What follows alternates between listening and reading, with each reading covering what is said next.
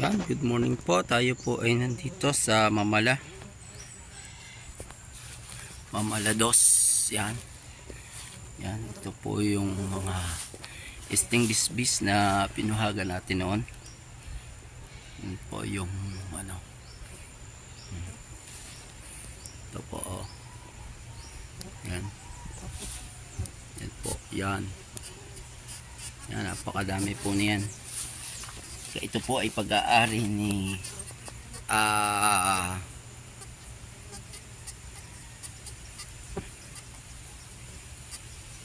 yan, napakadami po. Pag-aari po yan ni Florencio Bellota. Yan. Ito po, yan, oh. Yan. Ganun na po kadami yan. Yan po ay na kailangan siya magpagawa pa ng ganitong klase ng bahay ng stainless kasi yan po ay napakadami na pagka nag-split, no? Halos lahat po yan ay pang split na dahil puro puno na po yung third chamber. Yan. Yan, oh. Yan.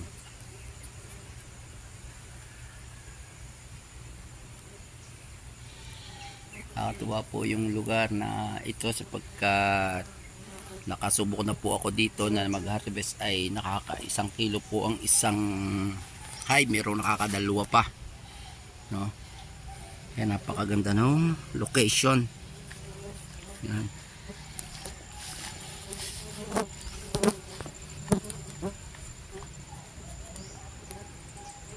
Yan. Ito po ay puro stingless bees.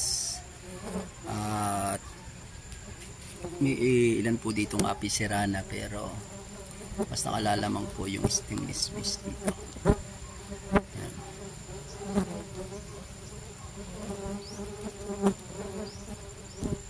Yan. Sige po, good morning po. At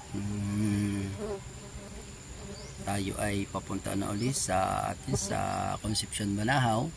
Sapagkat hindi po tayo makakapag open yan ng mga box kasi nga po ay maulan, ano?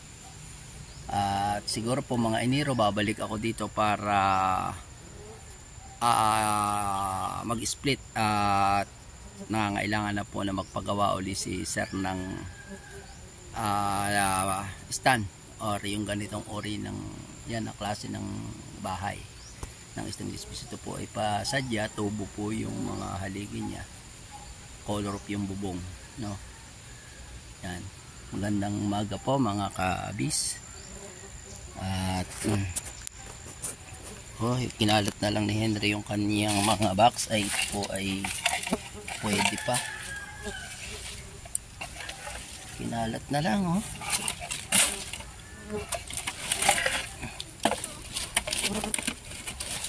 Ay po ay pwede pa.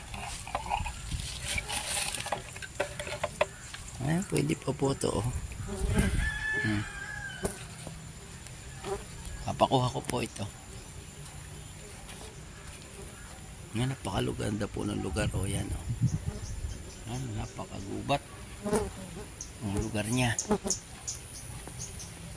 At napakadami po ditong puno. Puno na maaasim, rambutan, mangga, kalamansi, lokban, usuha. Yan. Kaya po napakaganda dito ng mag-alaga ng stainless bees.